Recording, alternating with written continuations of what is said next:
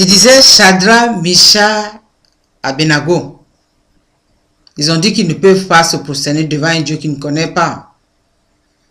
Et le roi, il s'est senti frustré devant ses ministres et autres. Il dit, ah non, il ne peut pas laisser passer ça. Alors dans sa dignité de roi, Nabuchodonosor, c'était un roi très puissant. Il les a jetés dans la fournaise. Mais dans cette fournaise, il se disait, je suis sûr qu'avant de rentrer dans cette fournaise, il dit, mon Dieu, on te fait confiance. Si on meurt dans la fournaise, c'est que c'est ta volonté. Si on vit aussi, c'est que c'est ta volonté. Alors là aussi, Dieu est venu intervenir. Comme il a intervenu pour Suzanne. Sa fidélité. Je disais tout à l'heure, tantôt, que on est souvent dans une situation, on ne voit ni devant, on ne voit ni derrière. On se dit cette fois-ci, peut-être que c'est la mort qui va nous happer. Et nos ennemis, ils acclament, ils sont nombreux. Comme David le dit, ils sont nombreux en train, ils cherchent seulement une toute petite faille pour essayer d'aller gâter mon nom, me disqualifier, me discréditer devant les gens. Mais à partir du moment où tu restes dans cette fidélité de Dieu, Dieu voit le fond de ton cœur, il voit toutes tes actions. Quand il voit que l'infidélité ou bien l'injustice commence à prendre le dessus, il intervient. Il intervient et il met à nu tous ceux qui sont en train de te juger et ils sont en train de te condamner. Souvent même, comme on voit souvent la femme adultère, hein, Jésus a dit, la personne qui n'a jamais péché, qui lance la première pierre à la femme, on dit, commençant par les vieux, ils ont commencé à partir. La fidélité de Dieu. Tu es dans une situation souvent quand je veux prier pour quelqu'un qui attend peut-être un enfant depuis longtemps, il attend un travail, il est dans les tourments de la vie aujourd'hui que nous voyons. Il a prié, il a tout fait, rien. Je regarde cette personne souvent, je dis, est-ce que tu crois que Dieu est fidèle? Une personne qui m'a répondu, elle dit, s'il était fidèle, il n'allait pas me laisser dans ça. J'ai dit, si, il est fidèle. C'est parce qu'aujourd'hui, tu touches le fond que tu crois qu'il n'est pas fidèle. Mais Dieu est fidèle. Sa première fidélité, c'est qu'au milieu de ces tourments, il n'a pas voulu que le diable puisse ôter ta vie. C'est déjà sa première fidélité pour toi. Alors, si tu as déjà la vie, parce que il a dit lui-même dans le service que les morts ne peuvent pas me louer. Tu ne peux pas être dans la tombe et avoir des projets. Il faut d'abord en vie et en bonne santé pour avoir les projets. Alors, j'exhorte cette personne en disant, tu es en bonne santé, tu es en vie, donc Dieu est fidèle. Donc, on commence déjà là. Alors maintenant, j'exhorte cette personne en disant, si tu restes ferme dans ta foi, je parle maintenant des gens, toujours les chrétiens. Les non-chrétiens, quand ils appellent aussi au secours, Dieu écoute parce que Dieu, il n'a pas de limite. Mais je parle aux chrétiens qui tous les jours qui prient, qu'ils attendent quelque chose du Seigneur et ça ne vient pas. Je dis toujours à mes frères et sœurs, Dieu est fidèle. Je l'ai dit très souvent, moi je prends toujours ma vie pour témoignage. Parce que les gens qui vivent autour de moi se posent la question, mais pourquoi cette femme-là, elle est tout le temps en train de dire Dieu est fidèle. Mais Dieu, il est fidèle. Alléluia. Comme j'ai dit tout à l'heure, il y a des toutes petites choses, que les petits signes que le Seigneur met souvent sur mon chemin, qui fait de telle sorte que je dis qu'il n'est pas loin de moi, qu'il est toujours à côté de moi. Je n'ai pas besoin qu'il me donne des liasses d'argent. Il y a certaines personnes qui sont dans un combat, ils combattent quelque chose, ils veulent un bien-être pour quelque chose et il a beaucoup d'adversaires. Mais si votre combat est noble, dites-vous dans votre cœur, Dieu est fidèle. S'il veut que je mène ce combat jusqu'au bout, alors il me donnera la possibilité de mener. Il faut reconnaître la fidélité de Dieu.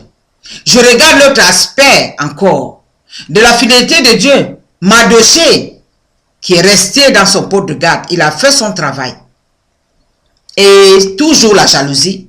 L'autre qui se disait, Haman qui se disait le plus aimé du roi. Il dit voilà, pourquoi Mardochée, tout le monde se prosterne à mes pieds. Pourquoi Mardochée ne se procède pas à mes pieds? Il faut que je dois le livrer au roi pour qu'on le tue. Puisque c'était un Israélite, le roi ne pouvait pas livrer Mardochée pour qu'on le tue comme ça. Il fallait qu'il trouve quelque chose à dire. Mais avant qu'il n'arrive ce jour-là, l'Esprit du Seigneur avait déjà inspiré au roi de prendre des annales pour pouvoir lire, afin que Mardochée puisse avoir sa récompense, au lieu que ça soit Mardochée qui soit pendu sur le jubé qu'il a préparé. C'est lui-même qui s'est fait, on a fait pendre dans son propre jubé. Frères et sœurs, je vous dis, et en vous regardant, toute personne qui complote contre vous, restez fidèles. Restez juste avec vous-même. Restez juste avec votre pensée. Et restez juste avec votre Dieu. Toutes ces personnes-là qui me sont en train de mettre des pièges sur votre chemin, c'est eux-mêmes qui vont tomber dans leurs propres pièges. Et ça, c'est la vérité. Parce que notre Dieu est fidèle, il déteste l'infidélité et l'injustice. Si les gens s'asseyent derrière toi, malgré tout ce que tu fais pour ramener les gens vers cette lumière-là, ou bien ramener les gens vers la vérité, personne ne veut de toi, on cherche ta mort, reste calme. Confie-toi à l'Éternel, confie-toi à notre Jésus, confie-toi au Saint-Esprit, ils vont batailler à ta place. Et toi, tu n'auras même pas à pouvoir intervenir, comme il a dit à Moïse, que cette nuit-là, je vais moi-même batailler à la place de mes enfants. Et cette nuit, ils vont voir comment, moi, le Dieu qui les a fait sortir d'Égypte, ce que je suis. Alors, dans la mer Rouge, la bataille était bien livrée. Et comme Dieu est fidèle, il a remporté la victoire. Je voudrais seulement partager cela avec vous en disant, aujourd'hui, nous vivons des situations très, très difficiles. Quand tu as prié, il y a des gens qui ont prié pendant des années. Peut-être pour trouver du travail, peut-être pour trouver un logement, peut-être pour avoir un enfant dans un foyer. Peut-être, il y en a beaucoup. Peut-être avoir la santé parce que depuis longtemps, ils sont malades. Il s'est dit, mais j'ai prié. Jésus a dit, guéris les malades, mais pourquoi il ne me guérit pas? Reste attaché. Reste attaché à Jésus. Parce que lui aussi, il est fidèle. Puisqu'il est le Fils de Dieu, il est Dieu. N'écoute pas ce que les païens disent. Parce que si autour de toi, tu te mets à écouter les gens, tu ne pourras plus suivre le chemin du Seigneur. Mais il faut que la relation entre Dieu et toi soit une relation vraie.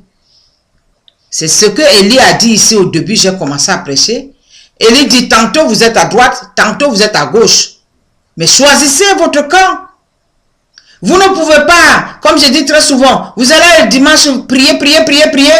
Et quand ça chauffe, vous allez dire, bon, on m'a dit qu'il y a tête de fin quelque part, carte bassin quelque part, ça s'occupe quelque part, je vais aller d'abord là-bas, parce que là-bas, rapidement, mon problème serait résolu. Non. Élie dit, choisissez votre camp. Choisissez maintenant, et vous allez voir lequel Dieu qui est vrai. Mais à la fin du sacrifice, ils ont dit, c'est le Seigneur qui est le vrai Dieu. C'est le Seigneur qui est le vrai Dieu. C'est le Seigneur qui est le vrai Dieu.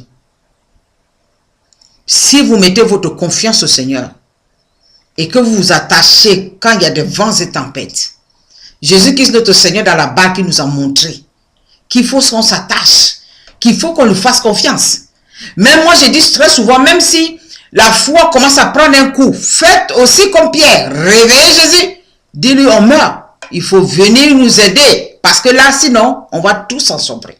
Jésus, même si c'est là pour te dire, mais ma fille, tu as peu de foi, mon fils, tu as peu de foi. Il faut dire, Jésus, c'est pas grave. Ce que je veux seulement, c'est que tu puisses me sauver, parce que les vents et tempêtes, le tonnerre gronde, l'eau rentre déjà dans la barque, je me sens déjà enfoncé, et Jésus va te sauver. Parce qu'il est fidèle. J'ai chanté tout à l'heure, Jésus est fidèle. Les hommes de ce monde peuvent t'abandonner, mais lui ne peut pas t'abandonner. Je peux donner des témoignages pleins, jusqu'à demain. Parce que moi, tous les jours, c'est ça. Alléluia. Jésus est fidèle. Et puisque vous gardez, vous aussi, tant que vous êtes des êtres fidèles, vous gardez cette logique dans votre tête en disant, même si moi je suis infidèle, mais il y a un Dieu qui est fidèle, il va répondre au moment venu. Parce qu'il a dit, il y a un temps pour chaque chose. Il choisit le bon moment pour nous bénir. Surtout quand la bénédiction est très importante dans ta vie. Il choisit le bon moment. Mais il laisse d'abord le diable s'amuser, comme je dis très souvent.